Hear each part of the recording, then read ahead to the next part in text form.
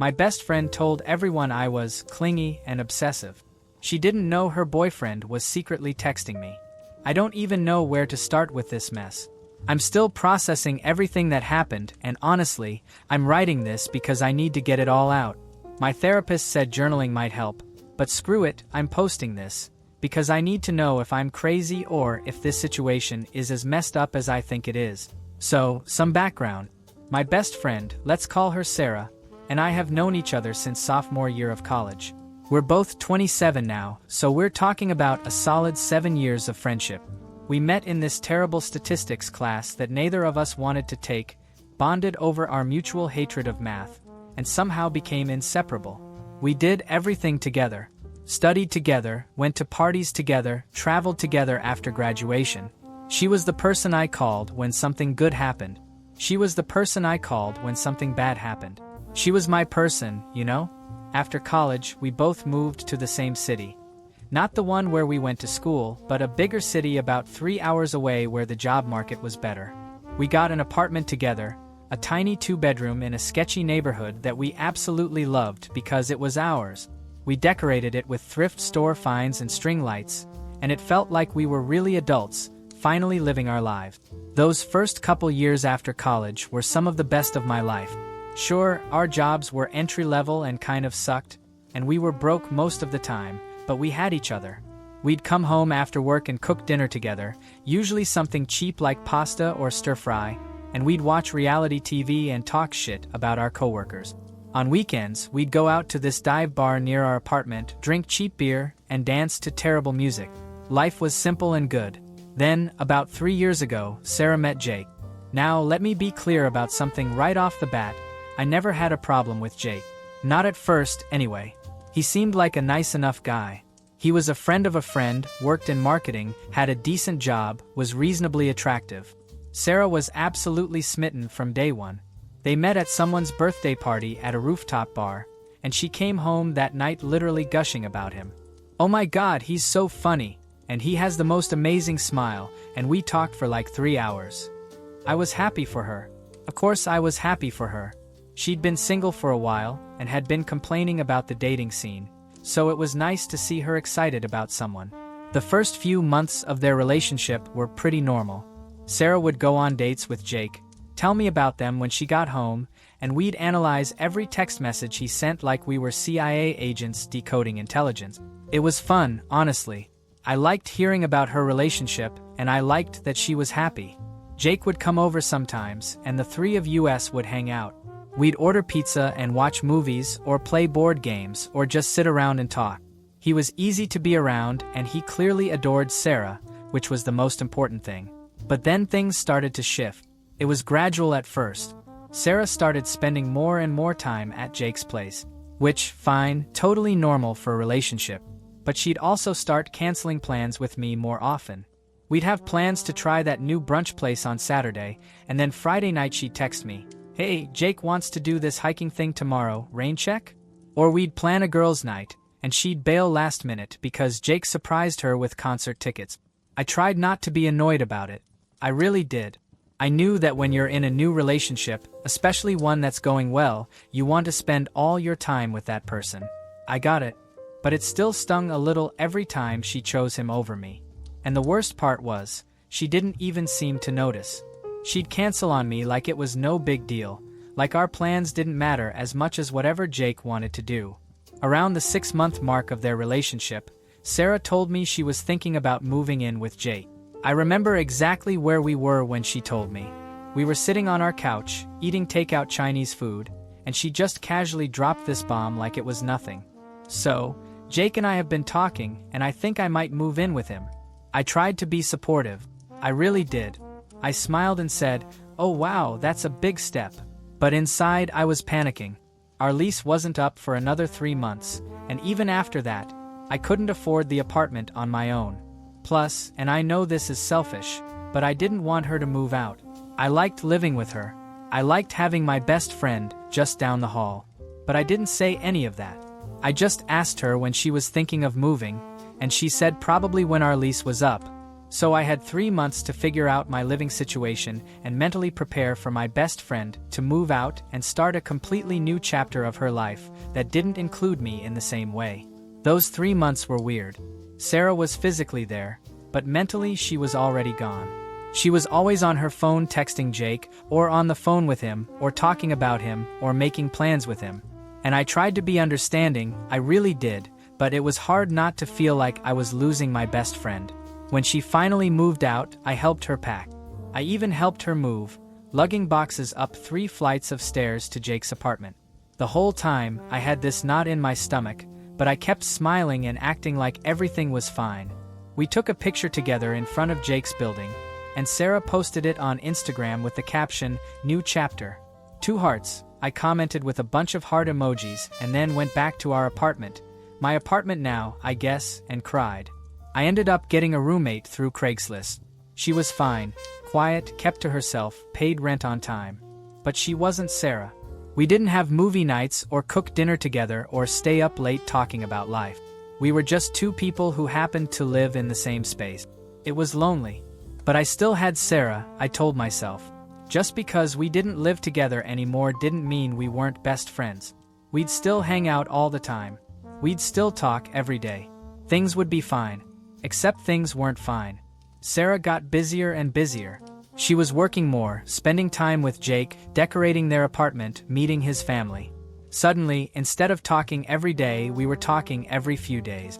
Then once a week. Our hangouts went from weekly to bi-weekly to monthly. And every time we did hang out, it felt different. She'd spend half the time on her phone, and when we talked, it was always about Jake. Jake this, Jake that. Jake's promotion, Jake's family, Jake's opinion on whatever. I tried to bring it up once, tried to say, "Hey, I feel like we don't hang out as much as we used to," but she just waved me off. We're both just busy, you know? Adult life and all that. And then she went right back to telling me about some fight she and Jake had about where to go on vacation. I felt like I was being irrational. I felt like I was being a bad friend for feeling hurt that my best friend had a boyfriend and a life outside of me. So I didn't say anything else. I just tried to be there when she did have time for me, tried to be supportive, tried to be the friend she needed. Then, about 6 months after Sarah moved in with Jake, my phone started buzzing. It was late, like 11 p.m. on a Tuesday night. I was already in bed, scrolling through TikTok, about to go to sleep. My phone lit up with a text from an unknown number. "Hey, is this Emma?" I stared at the message for a second, confused. I didn't recognize the number. My first thought was that it was a scam, one of those, "Hi, this is John from Microsoft, we've detected a virus on your computer things."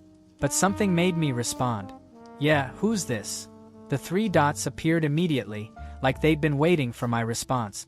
"It's Jake, Sarah's boyfriend. Sorry for the random text. I got your number from Sarah's phone. I wanted to ask you something." My heart did this weird skip. Why would Jake be texting me from a number I didn't have saved? And why was he texting me at all?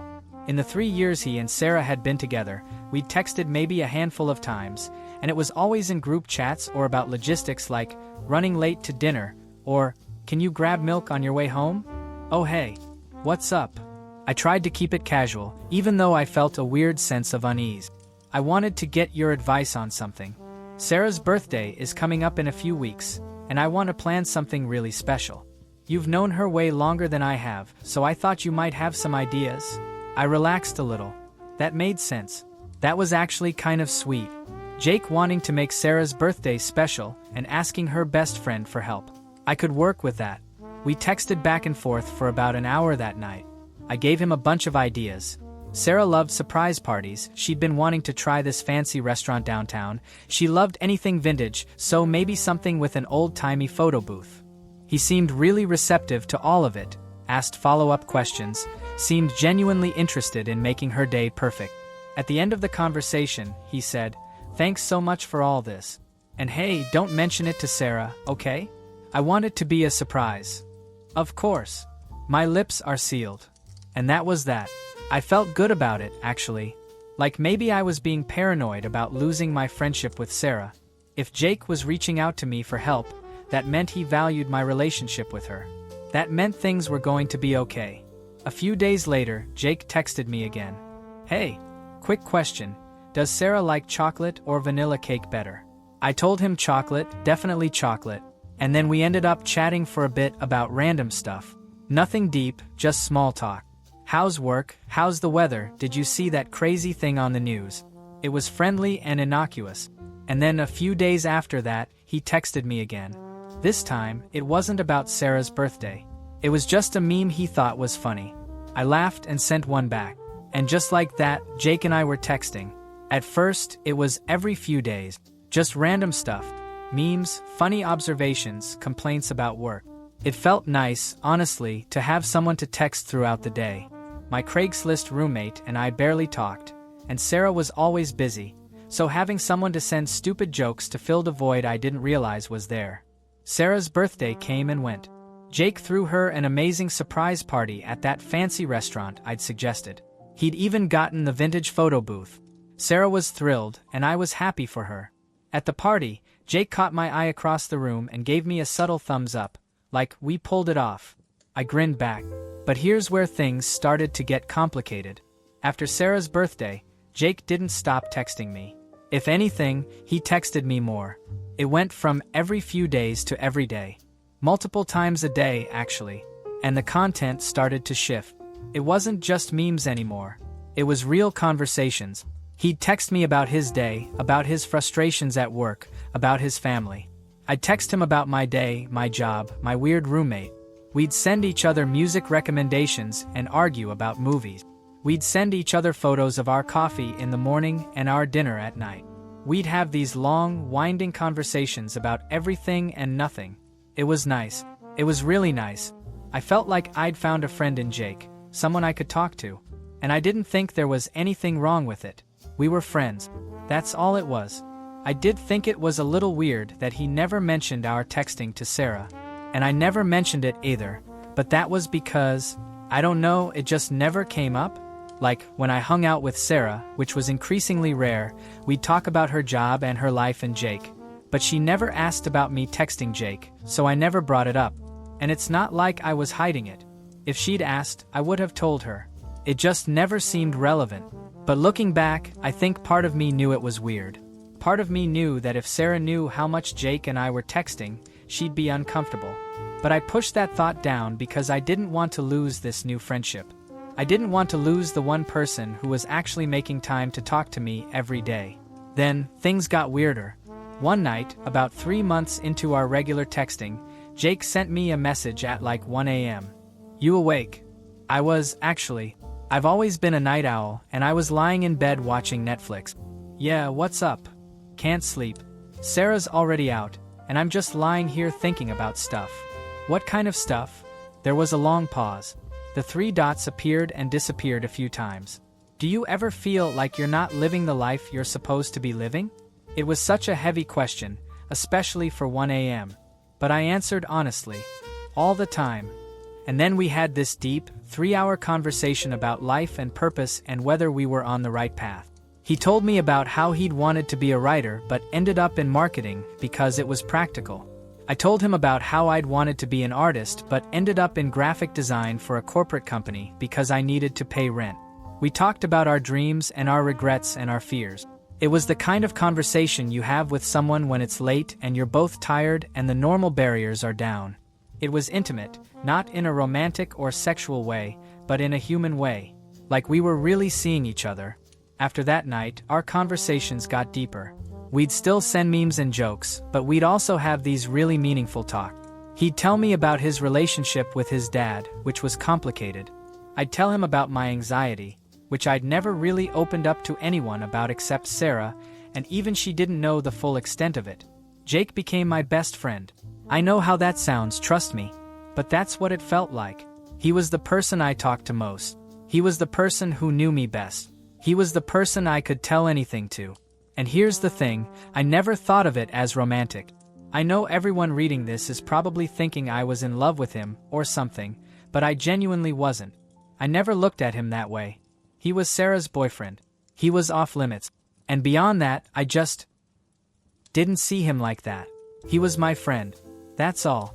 But then Sarah started pulling away even more. We went from hanging out once a month to once every 2 months. She stopped responding to my texts as quickly. When we did hang out, she seemed distracted and distant. And whenever I tried to make plans, she was always busy. I brought it up to Jake one night over text. I feel like Sarah and I are drifting apart. Yeah, I've noticed she's been distant lately. Not just with you, with me too actually. Really? Yeah. I don't know what's going on with her. She's been really in her own head. It was comforting, in a way, to know it wasn't just me. If Sarah was being distant with Jake too, then maybe it wasn't personal. Maybe she was just going through something. But then things took a turn I wasn't expecting. About 4 months ago, I got a text from another one of our college friends, Melissa. Hey, have you talked to Sarah lately? Not really, why? I just saw her at Target and she was being really weird. Like cold. And when I asked if you were going to be at Rachel's wedding next month, she said something about how you probably weren't invited because you've been weird lately. My stomach dropped. What? What does that mean? I don't know, I thought you'd know. She also said something about you being too clingy, but she didn't elaborate. I was confused because I didn't think you two were fighting. I read the message about 5 times, trying to make sense of it. Clingy? Weird? What was Sarah talking about? I immediately texted Sarah. Hey, Melissa said she ran into you. She mentioned something about me being clingy? What's that about? Sarah didn't respond for hours. When she finally did, her message was short. We need to talk. Can you come over this weekend? My anxiety went through the roof. That message, we need to talk, is never good. I spent the next 3 days spiraling, trying to figure out what I'd done wrong. Had I been texting her too much? Had I been asking to hang out too often? I went through our entire text history, analyzing every message I'd sent, looking for evidence of this supposed clinginess. That Saturday, I drove to Sarah and Jake's apartment with my stomach in knot. Jake wasn't there. He was at a work thing, Sarah said, and she invited me in with a tight smile that didn't reach her eyes. We sat on her couch, the one we'd picked out together at IKEA when she first moved in, and she looked at me with this expression I'd never seen before. It was almost cold. So, she started, folding her hands in her lap. I wanted to talk to you about some things that have been bothering me. Okay, I said, my voice small. I feel like you've been really dependent on me lately. And it's been a lot. I blinked. Dependent? Yeah. Like, you text me all the time, you're always trying to make plans, and when I'm busy, you get upset. It feels like you can't handle me having my own life. I felt like I'd been slapped. Sarah, I don't text you all the time. We barely talk anymore. Exactly, she said, and her voice had an edge to it. We barely talk anymore, and yet you're always complaining about it. You're always saying things like, we don't hang out as much, or I miss you. It's a lot of pressure. I struggled to find words. I miss my best friend. Is that so wrong? It's not wrong, but it's also not my responsibility to be your entire social life. You need to make other friends. You need to have your own life. I can't be everything for you. I felt tears prickling at my eyes, but I blinked them back. I do have my own life. I thought we were best friends. I thought best friends made time for each other. Sarah sighed like I was being difficult. We are best friends, but that doesn't mean we need to be attached at the hip. I have a boyfriend now. I have other priorities. The way she said it stung. Like I was this needy, pathetic thing that she had to deal with. Okay, I said quietly. I'm sorry if I've been too much. I'll back off. Thank you, she said, and she actually looked relieved. Like I was this burden she was finally putting down. I left her apartment feeling humiliated and confused. Was I clingy? Was I obsessive? I didn't think I was, but maybe I was wrong. Maybe I was so desperate for connection that I'd become this annoying, needy person without realizing it. I went home and cried. And then, because I apparently have no self-respect, I texted Jake. Just had a really hard conversation with Sarah. She says I've been too clingy. He responded immediately. What? That's crazy. You're not clingy. She says I am. Look, Sarah's been in a weird mood lately. I wouldn't take it too personally. She's been stressed about work and stuff. It was comforting to hear, but it didn't make me feel much better. Over the next few weeks, I tried to respect Sarah's boundaries. I didn't text her unless she texted me first. I didn't ask to hang out. I gave her space. But in the meantime, Jake and I kept texting. If anything, we texted even more. He became my lifeline. He was the one person who didn't make me feel like I was too much. He was the one person who seemed to actually want to talk to me. And then I started hearing things. Another friend from college, Dave, reached out to me. Hey, so I don't know what's going on between you and Sarah, but she was at happy hour last night and she was saying some pretty intense stuff about you. My heart sank. Like what? She was saying you've been obsessed with her and that you can't handle her being in a relationship. She made it sound like you're, I don't know, unhealthily attached or something. I felt sick. Sarah was telling people this? She was making me sound like some kind of stalker? I'm not obsessed with her. I typed back, my hands shaking. I just miss my friend. I know, man. I didn't believe half of what she was saying. It sounded really exaggerated. Just wanted to give you a heads up. I thanked him and then spent the rest of the night spiraling. How many people had Sarah told? What exactly was she saying? Was everyone I knew thinking I was some obsessive, clingy freak? I texted Jake, because at this point, he was the only person I felt like I could talk to. Sarah's telling people I'm obsessed with her. What? Yeah. Apparently, she was at happy hour saying I can't handle her being in a relationship and that I'm unhealthily attached. That's completely insane. You're not any of those things. I don't know what to do. Do you want me to talk to her? No, please don't. That'll just make it worse. But Jake did talk to her. He told me later that he asked Sarah why she was saying these things about me, and she got defensive. She said I'd been smothering her, and that she needed to vent to her friends. She said Jake didn't understand because he wasn't the one dealing with my constant need for attention. Jake told me he defended me. He said I wasn't clingy or obsessive, that I was just a good friend who cared about her. But Sarah apparently doubled down. She said I'd always been a lot, and that living together had been exhausting because I was always in her space, always wanting to hang out, always needing something from her. Hearing all this secondhand from Jake was awful. It was like Sarah was rewriting our entire friendship, painting me as this suffocating, needy person who'd been a burden to her all along. I stopped reaching out to Sarah at all after that.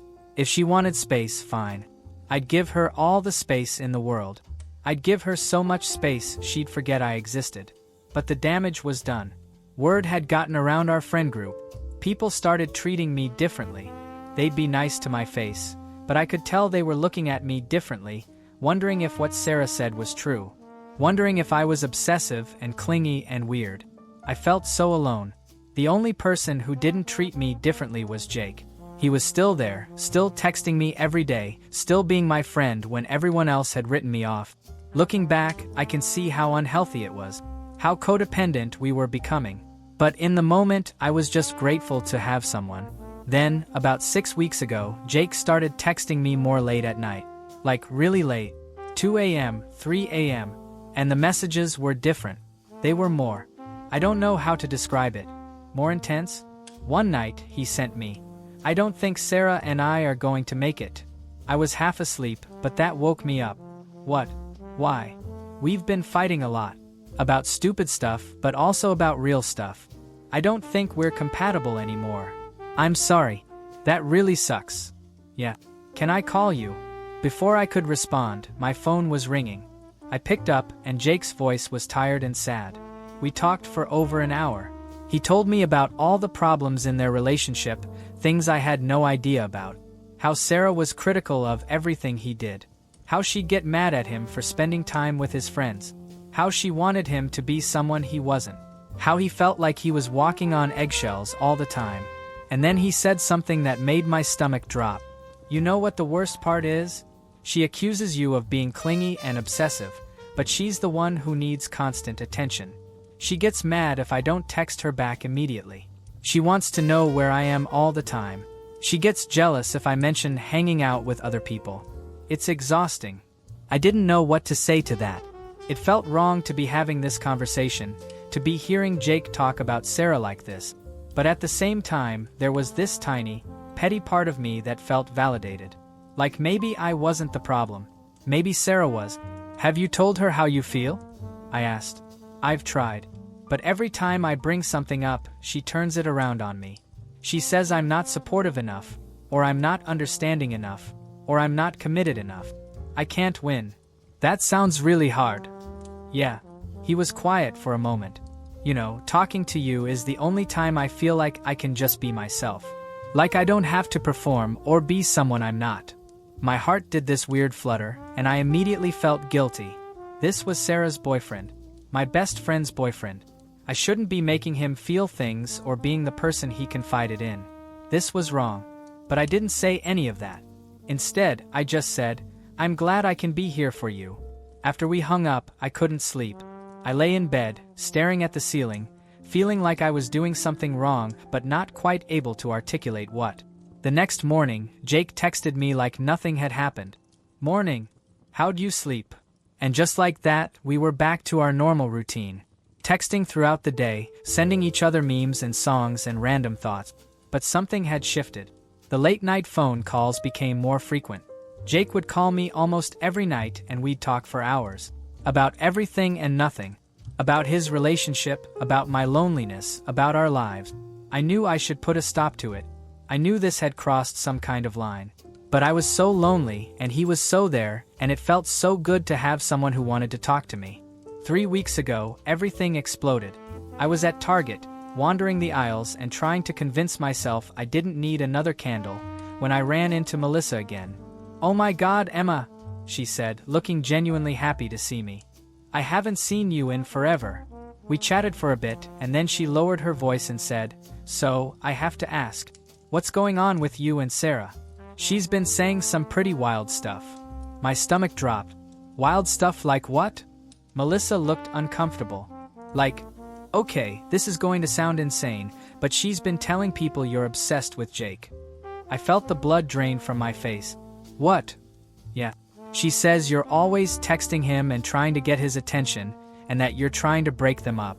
She's been telling everyone that you're in love with him and that you're trying to steal him from her. I couldn't breathe. That's not true. That's not true at all. I didn't think it was, Melissa said quickly. I mean, I've known you for years, and that doesn't sound like you. But Sarah's been really adamant about it. She's telling everyone. I felt like I was going to throw up. This was so much worse than being called clingy. Sarah was painting me as some kind of homewrecker, some obsessive psycho who was trying to steal her boyfriend. "I'm not in love with Jake," I said, and my voice came out shaky. "We're just friends. We text sometimes. That's it." Melissa looked sympathetic. "I believe you. But Sarah's not making it sound like that. She's making it sound like you're, I don't know, single white female and her or something." After I left Target, I sat in my car and cried. How had things gotten so twisted? How had trying to maintain a friendship with Sarah somehow turned into this nightmare where I was the villain? I texted Jake, because of course I did. "Sarah's telling people I'm in love with you and trying to break you guys up." He called me immediately. "She's what?" I repeated what Melissa had told me, my voice shaking. "Emma, that's insane. That's completely insane. You're not trying to break us up. We're just friends." "I know that, but she's telling everyone I'm obsessed with you. Everyone probably thinks I'm some psycho now. I'm going to talk to her. This is ridiculous." "Jake, no, please don't." But he'd already hung up. I spent the next few hours in a panic, wondering what was happening, what Jake was saying, how Sarah was reacting. My phone was silent, which somehow made it worse. Finally, around 8 p.m., my phone buzzed. It was Jake. "Can we talk? In person?" My heart was racing. "Okay. Where?" "There's a coffee shop near your apartment. The one on Maple Street. Can you meet me there in 20? I drove to the coffee shop with my hands shaking on the steering wheel. When I got there, Jake was already sitting at a corner table, and he looked awful. His hair was messy, like he'd been running his hands through it, and his eyes were red. I sat down across from him, and for a moment, neither of us said anything. Then Jake said, "I broke up with Sarah." I felt like the world had stopped spinning. "You what?" "I broke up with her. Like, an hour ago." "Jake, why?" He looked at me, and his eyes were so tired. "Because I confronted her about what she's been saying about you, and she went off on me. She said I was choosing you over her. She said I was probably cheating on her with you emotionally. She said I care more about you than I do about her." "That's not true," I said automatically. "Isn't it though?" He laughed, but it wasn't a happy sound. Emma, I've been thinking about this for weeks. I talk to you more than I talk to her. I tell you things I don't tell her. You're the person I want to share things with. You're the person who makes me feel like myself. But you were with her for 3 years. I know. And I thought I loved her. Maybe I did love her at some point. But somewhere along the way, it stopped being good. It stopped making me happy.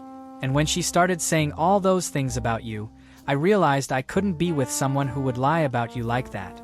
Someone who would try to ruin your reputation because she's jealous. She's jealous of me? Of course she is. She sees how well we get along. She sees that we have this connection.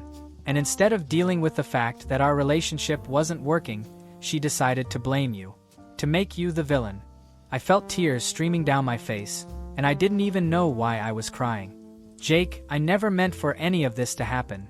I know you didn't. Neither did I. He reached across the table and took my hand, and I froze. Emma, I need to be honest with you about something. My heart was pounding so hard I could hear it in my ears. Okay. I think I have feelings for you. Real feelings. Not just friendship. I pulled my hand back like I'd been burned. Jake, no. You just broke up with Sarah like an hour ago. You're emotional and confused, Anne. I'm not confused, he said firmly. I've been feeling this way for months. I just didn't want to admit it to myself because you're her best friend and it's so messed up and complicated. But I can't keep pretending.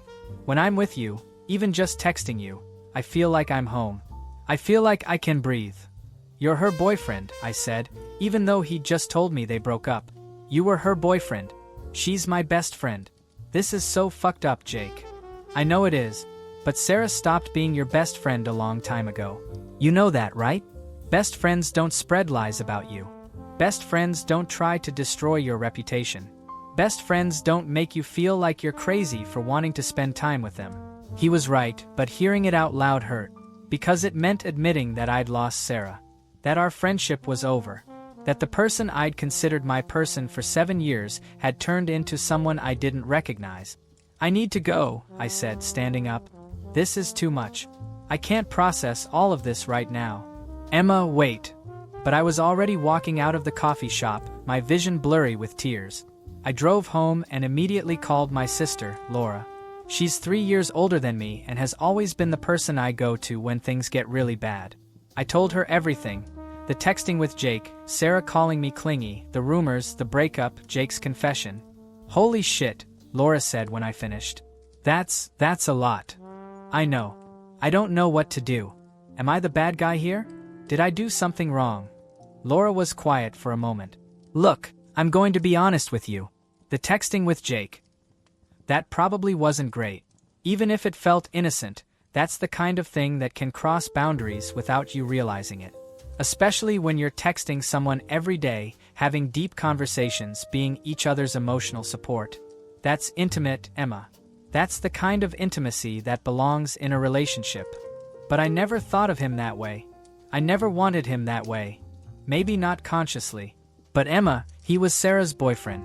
And you were getting emotional needs met by him that should have been met by other friends, or by working on yourself, or by being single for a while.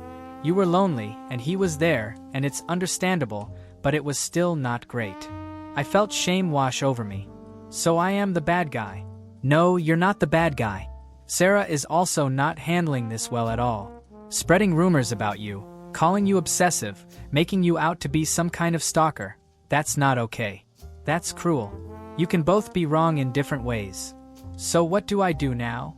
I think you need to take some space from both of them. From Jake especially. He just got out of a 3-year relationship. He's vulnerable and probably not thinking clearly. And you're vulnerable too. This is not the time to start something with him, even if you think you want to. I don't want to, I said. I don't have feelings for him like that. Are you sure? Laura asked gently. And honestly, I wasn't sure. I was so confused about everything. Did I have feelings for Jake? Or was I just lonely and latching onto the one person who made me feel valued? I didn't know anymore. That night, I texted Jake. I need some space. I'm sorry. I just need time to figure things out. He responded immediately. I understand. Take all the time you need. I'm here whenever you're ready to talk. And then I did something I should have done months ago. I blocked his number. Not permanently, I told myself. Just for now. Just until I could think clearly.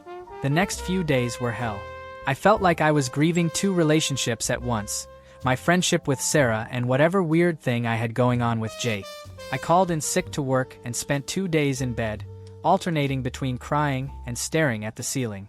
My Craigslist roommate, bless her, seemed to sense something was wrong. She knocked on my door on day 3 with a plate of cookies she'd baked. "You okay?" she asked awkwardly. We'd never really had a deep conversation before. "Not really," I admitted. "Do you want to talk about it?" And surprisingly, I did. I told her everything. She listened without judgment, munching on cookies, and when I finished, she said, "That's rough. Your friend sounds like kind of a bitch though." No offense. I laughed despite myself. None taken. And the guy. I mean, he sounds like he was probably emotionally cheating, even if you didn't realize it. But also, your friend pushed you away and then got mad when you found support elsewhere. That's not fair. It was simple, but it made sense. Sarah had pushed me away, made me feel like I was too much, and then got angry when I found friendship with someone else, even if that someone was her boyfriend. On day 4, I unblocked Jake's number. Not to text him, just to see if he'd tried to reach out. He had. Multiple times. "I'm sorry if I made things weird. I just want you to know I meant everything I said. Take all the time you need. I'll wait." Sarah came by to get her stuff. It was awful. She said a lot of things about you that I know aren't true. "I miss talking to you." Reading those messages made my chest ache. But I didn't respond. Laura was right. We both needed space. We both needed time to figure out who we were outside of this weird, codependent triangle we'd created. A week after the coffee shop conversation, I got a text from an unknown number. "Emma, it's Sarah. Don't delete this. We need to talk." My stomach dropped. Sarah had blocked me on everything after the breakup, according to the mutual friends I still had. The fact that she was reaching out now meant something had happened. "Okay," I typed back. "Jake told me about the texting. About how much you guys were talking. About everything. Oh God." My hands started shaking. "I need to know. Did you sleep with him?" "What? No. Sarah, no. We never did anything physical. We were just friends. Just friends don't text every day. Just friends don't have 3-hour phone calls. Just friends don't become someone's emotional affair partner." Emotional affair partner. Is that what I'd been? "Sarah, I'm sorry. I didn't mean for things to get so complicated. I was lonely, and he was there, and I didn't realize we'd crossed a line until it was too late." "You were lonely? You were lonely?" "Emma, you were texting my boyfriend.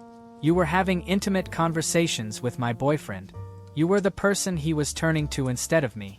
Do you have any idea how humiliating that is?" "I'm sorry," I typed, because I didn't know what else to say. "I defended you, you know. In the beginning. When people would say you were too clingy or too needy, I'd defend you. I'd say you were just going through a hard time. That you were adjusting to me not being as available.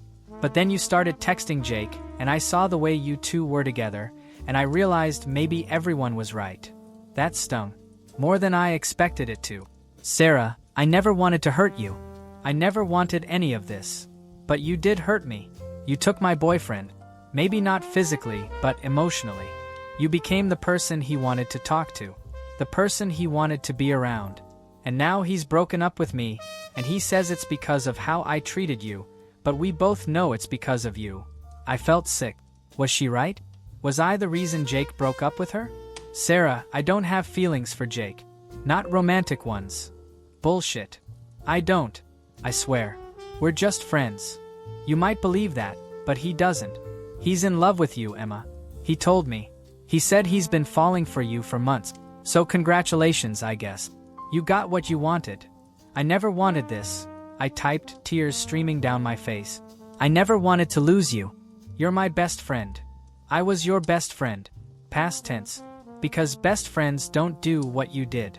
And then she stopped responding. I tried calling her, but she'd already blocked my number again.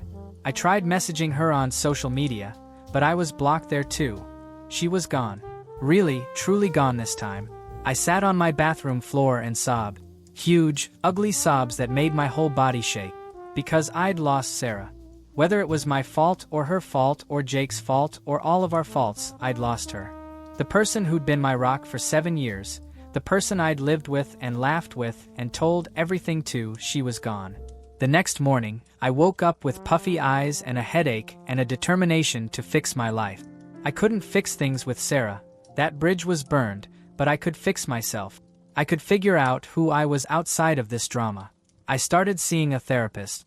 Her name was Dr. Reyes, and she was this no-nonsense woman in her 50s who didn't let me wallow in self-pity. "Tell me what happened," she said in our first session. I told her everything. The friendship with Sarah, the slow drift apart, Jake, the texting, the rumors, all of it.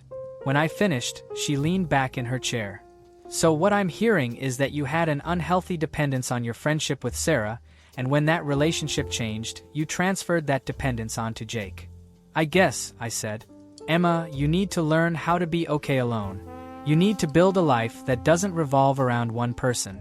You need friends, multiple friends, and hobbies, and a sense of self that exists independently of your relationships." She was right. I knew she was right. I'd been so focused on Sarah and then Jake that I'd neglected everything else. I didn't have other close friends. I didn't have hobbies outside of work. I didn't have a life. So I started building one. I joined a book club at the local library.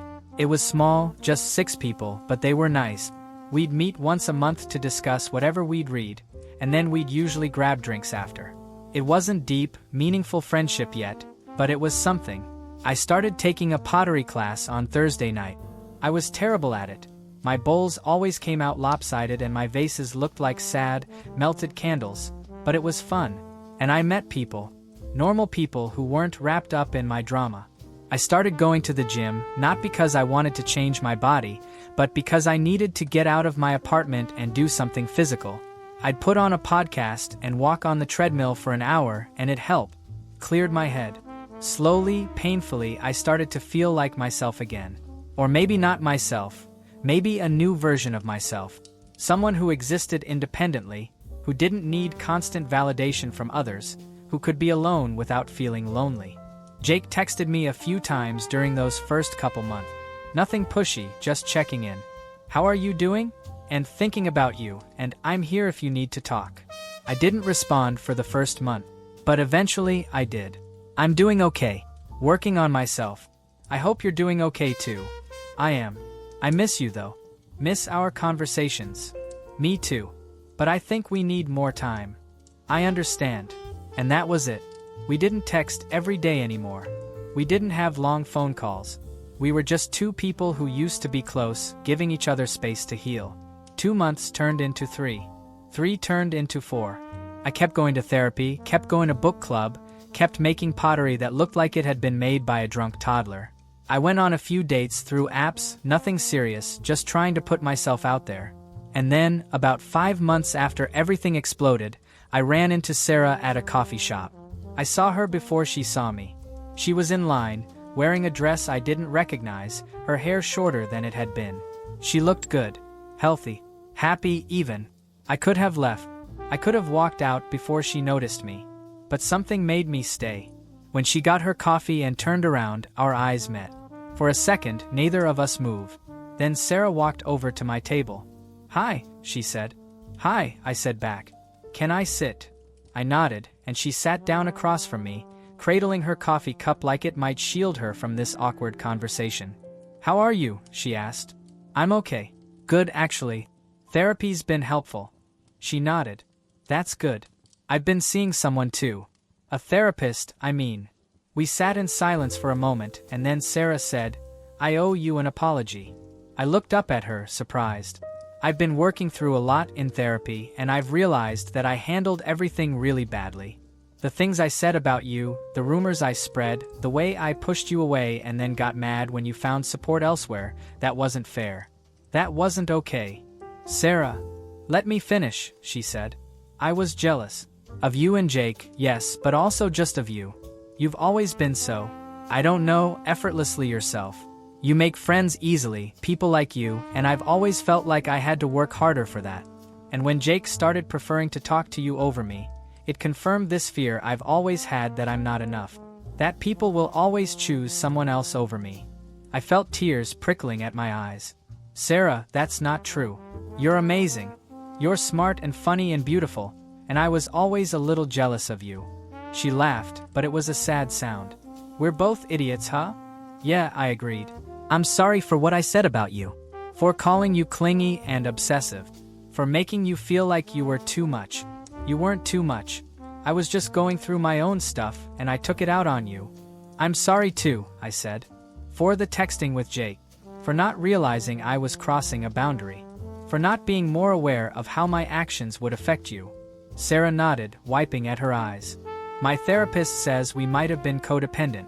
That our friendship was maybe not the healthiest, even before Jake entered the picture. My therapist said the same thing, I admitted. We both laughed, a real laugh this time, and it felt good. It felt like maybe, possibly, there was a path forward.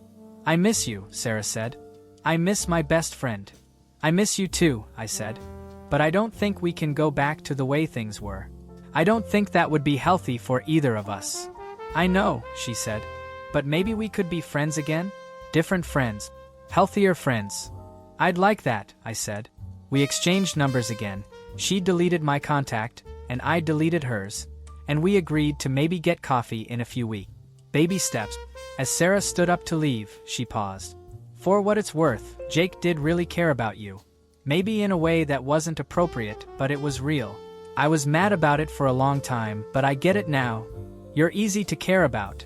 I didn't know what to say to that, so I just said, thank you. After Sarah left, I sat in the coffee shop for a long time, processing. It wasn't closure, not exactly. We hadn't solved everything, and our friendship would probably never be what it once was. But it was something. It was a start. That night, I unblocked Jake's number and sent him a message. Hey, I ran into Sarah today. We talked. It was good. He responded within minutes. That's great. I'm really glad you two are talking again. How are you doing? I'm okay. Been working on myself. Therapy, new hobbies, all that stuff. Same here. There was a pause, and then he sent another message. Can I be honest with you about something? My heart started racing. Sure. I've been thinking a lot about what happened. About us, and what we had, and what I thought I felt. And I think I was using you as an escape from a relationship that wasn't working. I think I told myself I had feelings for you because it was easier than admitting that Sarah and I just weren't compatible anymore. I stared at my phone, rereading his message. Are you saying you don't have feelings for me? I'm saying I don't know. I think I was confused. I think we were both confused. We had this intense friendship that filled needs for both of us, but I don't know if it was actually romantic. I don't know if I was in love with you or in love with the way you made me feel. Which was how? Seen. Understood. Like I could be myself. I understood that. Because that's how he made me feel too. So where does that leave us? I asked. I think it leaves us as friends who need to rebuild. If you want to. I do want to, I typed. But we should probably keep things more boundaried this time. Like normal friend stuff. No all-day texting. No 3-hour phone calls at 2 a.m. Agreed. Healthy boundaries. Healthy boundaries, I echoed. We started texting again after that, but it was different. We'd text every few days, not every day. We'd check in, share interesting articles or funny memes, but we didn't dive into deep emotional territory. It felt more sustainable, more like an actual friendship. About a month after I ran into Sarah, she invited me to get lunch. We met at this Thai place we used to love in college, and it was nice. We talked about surface-level stuff mostly. Work, her new apartment, she'd moved out of the place she shared with Jake. My pottery class. It wasn't like the old days, where we'd talk about everything and nothing for hours, but it was comfortable. Easy. At the end of lunch, Sarah said, I'm seeing someone new, by the way. Oh yeah? That's great. Tell me about them. His name is Marcus. He's an elementary school teacher. We met through a mutual friend. It's still really new, but it's good. It's healthy. We communicate better than Jake and I ever did. I'm really happy for you, I said, and I meant it. What about you? Are you seeing anyone? I shook my head. No, I've been on a few dates here and there, but nothing serious. I'm kind of enjoying being single, honestly. Figuring out who I am outside of relationships and friendships. That's probably smart, Sarah said. We both needed that. As we walked out of the restaurant, Sarah turned to me. I know things are weird between us still, and they might always be a little weird. But I want you to know that I forgive you. And I hope you forgive me too. I do, I said. I forgive you. We hugged, and it felt like something had shifted. Like we were finally moving forward instead of staying stuck in all the hurt and mess. Over the next few months, Sarah and I slowly rebuilt our friendship. We'd get lunch every few weeks, text every few days, send each other memes and funny videos. It wasn't the same as before, but maybe that was okay. Maybe the friendship we had before wasn't sustainable anyway. Maybe this new version, with healthier boundaries and better communication, was actually better. Jake and I stayed friends too, but in a more distant way. We'd text occasionally, wish each other happy birthday, that kind of thing. I was happy for him when he told me he'd started dating someone new, a woman named Allison who he'd met through work. And he seemed genuinely happy when I eventually started dating someone too, a guy named David who I met at book club. David was nice. He was stable and kind and emotionally available, all the things I needed. We took things slow, which was good for me. I'd learned my lesson about jumping in too fast, about making one person my everything. It's been almost 2 years now since everything exploded. Sarah and I meet for lunch about once a month.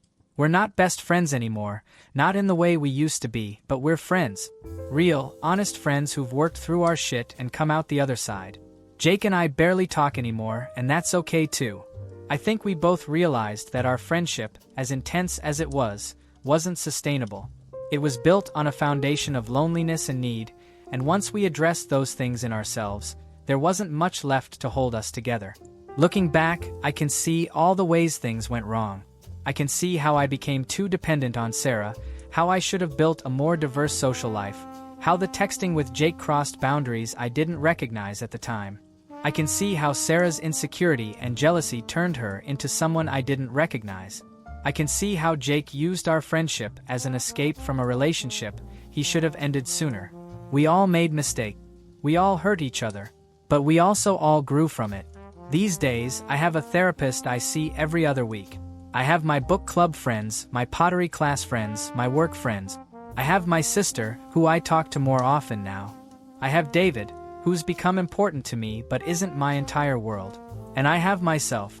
I've learned how to be alone without being lonely. I've learned how to set boundaries. I've learned how to communicate better, to check in with myself about what I'm feeling, to be honest about my needs without making them someone else's responsibility. I've learned that it's okay to outgrow friendship. It's okay for relationships to change. It's okay to make mistakes, as long as you learn from them and try to do better. Am I completely healed from everything that happened? No. There are still days when I miss the Sarah I used to know, the friendship we used to have. There are still moments when I wonder what would have happened if I'd set better boundaries with Jake from the beginning, if I'd been more aware of what was happening. There are still times when I feel guilty about my role in everything. But mostly, I'm okay. Better than okay, actually. I'm building a life that feels authentic and sustainable. I'm building friendships that are healthy and boundaried. I'm learning how to be the kind of person I want to be, the kind of friend I want to be. And honestly, that's enough. Update, because everyone keeps asking. A lot of people have been DMing me asking for updates, so here's what's happened in the last 6 months. Sarah got engaged to Marcus. I found out through Instagram before she told me directly, which stung a little, but I get it. We're not as close as we used to be. She did eventually text me about it, and I congratulated her genuinely. They seem really happy together. Jake and Allison are still together. I saw them at a mutual friend's birthday party a few months ago, and it was surprisingly not weird. We all chatted for a bit, everything was cordial and normal. Allison seems great for him. David and I broke up. It was mutual and amicable. We just weren't right for each other long term. We wanted different things. I'm okay with it. I'm actually kind of enjoying being single again, doing my own thing. I got promoted at work, which has been amazing. It's kept me busy and given me a sense of purpose outside of my personal life. My pottery still looks terrible, but I don't even care. I love my Thursday night class. Someone asked if I regret anything, and honestly, yes and no. I regret hurting Sarah. I regret not recognizing the boundaries I was crossing with Jake. I regret letting my loneliness drive so many of my decisions, but I don't regret where I ended up. Because all of that pain and mess and drama forced me to grow in ways I probably wouldn't have otherwise. It forced me to confront my codependency, my anxiety, my need for external validation. It forced me to build a more stable, sustainable life. Would I go back and change things if I could? Maybe. But maybe not. Because the person I am now, someone who's more self-aware, more boundaried, more independent, that person only exists because of what happened. So yeah, that's where I'm at. Still figuring things out, still working on myself, still making mistakes and learning from them. And you know what? That's okay. Final update. It's been 4 years since I originally posted this, and I figured I'd give one last update since so many people have reached out over the years. Sarah got married. I wasn't in the wedding party, but I was invited as a regular guest. I went, and it was beautiful. We talked at the reception, caught up on life. She's genuinely happy, and I'm genuinely happy for her. Our friendship will never be what it was, but there's a peace between us now that feels good. I ran into Jake last month at a conference for work. He and Allison are married now too, and they have a baby on the way. We grabbed coffee and talked for about an hour. It was nice. Normal. We've both moved on, built separate lives, and there's no weirdness anymore. Just two people who used to be close, wishing each other well. As for me, I'm in a relationship with someone I met through a friend of a friend. Her name is Sophie, and yeah, it turns out I'm bi. Who knew? My therapist says she knew, but whatever. Sophie is wonderful, kind, patient, funny, calls me out when I'm being avoidant or falling into old patterns. We've been together for about 1.5 years, and I'm really happy. I still see Dr. Reyes every month. I still go to book club, though it's a different group now. I gave up pottery and started rock climbing instead, which I'm slightly better at. I have friends, multiple friends, from different parts of my life. I have hobbies and interests and a career I care about. I have a life that feels full and rich in mine. The biggest thing I've learned through all of this is that you can't make another person responsible for your happiness. Not a friend, not a partner, not anyone. You have to build that foundation yourself. Other people can add to your life, can make it richer and more beautiful, but they can't be your entire life. Sarah wasn't wrong when she said I was clingy.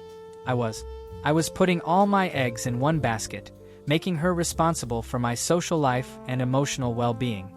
That wasn't fair to her or to me. But she also wasn't right to handle it the way she did. Spreading rumors, painting me as obsessive, refusing to communicate directly, that wasn't okay either. And Jake was lonely in his relationship and found connection with me. Neither of us handled it perfectly, but we were both just trying to feel less alone. We were all messy humans making messy choices, hurting each other and ourselves in the process. But we all grew from it.